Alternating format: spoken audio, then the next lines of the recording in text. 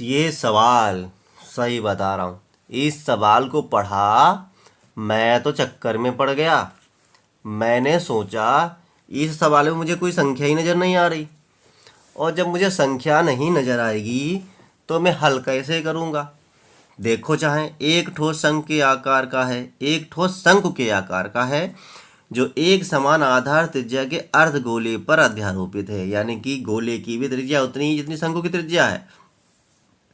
और यदि अर्धगोले का वक्र पृष्ठ तथा शंकु का वक्र पृष्ठ समान हो तो शंकु की त्रिज्या और ऊंचाई का अनुपात ज्ञात कीजिए। बताइए, इस पूरे सवाल में कहीं पे कोई संख्या नहीं और सवाल भी लगाना है। बात तो वही हो गई कि हम तुमको रुपए भी नहीं देंगे और मुझे चीज़ भी चाहिए, और ज़बरदस्ती चाहिए भी है। अरे भैया, इसलिए चाहिए क्योंकि उसने पहले उधार दे रखा होगा, वो अपना अदा कर रहा है। कोई बात नहीं, चलो अच्छा लगाते हैं। तो सवाल पहला कठिन नहीं है, बहुत सरल। देखो कैसे लगता है। माना माना शंकु, दोनों की त्रिज्या बराबर है, शंकु तथा अर्धगोले की त्रिज्या, अर्धगोले की त्रिज्या जब बराबर हैं तो बराबर आर लिख लिया। ओके। और शंकु की ऊंचाई भी मान लेते हैं, तथा शंकु की ऊंचाई बराबर एच। वाह, क्या बात है। ठीक है, अब देखो ध्यान से, देखना क्या है, फिलहाल देखना ही है कि प्रश्नानुसार लग गया सवाल।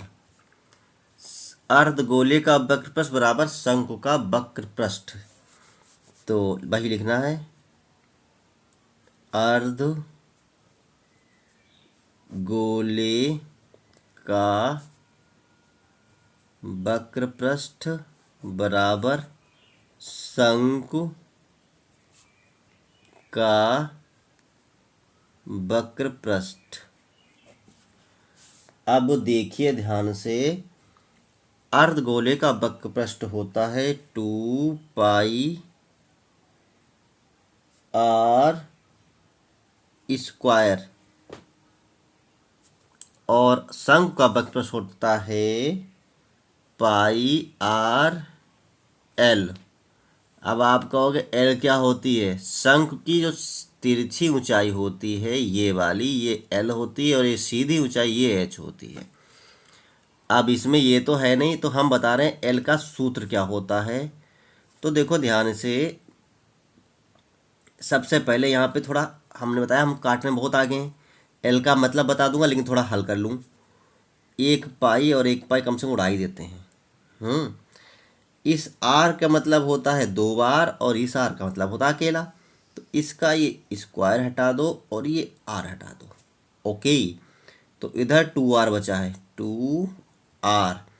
और हम बता रहे एल, यानी कि ये देखो तिरछा होता है, एल होता है, तो ये मानो एक तरीके का कर्ण होता है, और ये लंब हो गया, ये आधार हो गया। जैसे नहीं होता है कर्ण निकालने के लिए आधार का स्क्वायर लंब का स्क्वायर जोड़ते हैं, वैसे इसमें भी त्रिज्या और ऊंचाई जोड़ते हैं। तो रूट में एल हो जाता है H square plus R square.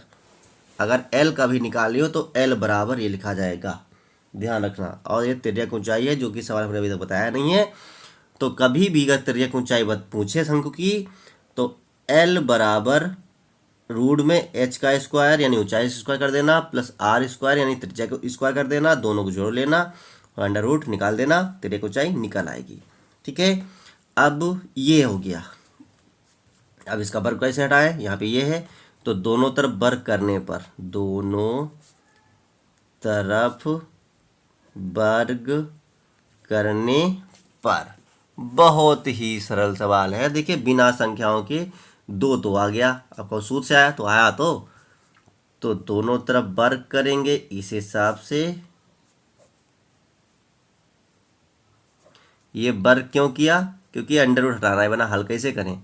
तो जब वर्ग करेंगे, हाँ, तो यहाँ पे 2 दूनी 4 हो जाएगा, ये r का स्क्वायर हो जाएगा, बराबर यहाँ पे वर्ग करने पर अंडर रूट पूरा गायब हो जाता है, तो h square plus r square आ गया। ओके, अरे हम तो होशियार होने लगे थोड़ा थोड़ा। अब देखिए ध्यान से, ये r है जो, इसको इधर ले आओ, तो 4r square minus r square बराबर h स्क्वायर। अब 4r स्क्वायर से 1r स्क्वायर जाएगा, तो 3r स्क्वायर बराबर h स्क्वायर। अब हिंदी भाषा में समझिएगा ध्यान से, इसके साथ गुणा 3 है, इसके साथ कुछ नहीं तो 1 तो होगा ही होगा। तो ये देखिए आर स्क्वायर ऐसे लिखा और इसके नीचे हम h ले आए, h स्क्वायर, ये r स्क्वायर है, तो बराबर में इधर 1 था और ये 3 इसके नीचे ले आए। देखो कितना सरल सवाल, 1 भी आ गया 3 भी आ गया, क्योंकि h स्क्वायर एक h स्क्वायर ही होता है, इसलिए यहाँ से 1 लाए, कन्फ्यूज मत होना बिल्कुल। अब इन दोनों की स्क्वायर हटा देंगे, अब इसके ऊपर अंडर रूट लगा देंगे, तो r/h बराबर, दोनों पे लगाना है तो एक साथ भी लगा सकते हो, कोई दिक्कत नहीं। आप चाहो अलग लगा लो तब भी मुझे कोई टेंशन नहीं है, ये आपकी समस्या है और प्लस समस्या ही नहीं है।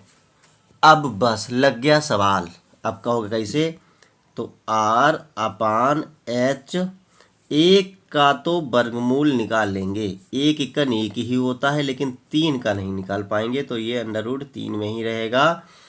और सवाल कह रहा है कि त्रिज्या और ऊंचाई का अनुपात ज्ञात कीजिए, लास्ट लाइन पढ़ लेना। तो r/h, पहले त्रिज्या है तो r पहले, फिर ऊंचाई, फिर h, तो बराबर पहले 1/3, ये अंडर रूट में आ गया। यही आ गया हमारा उत्तर, बिना किसी संख्या के हमारे पास आ गया 1/√3। तो कैसा लगा सवाल?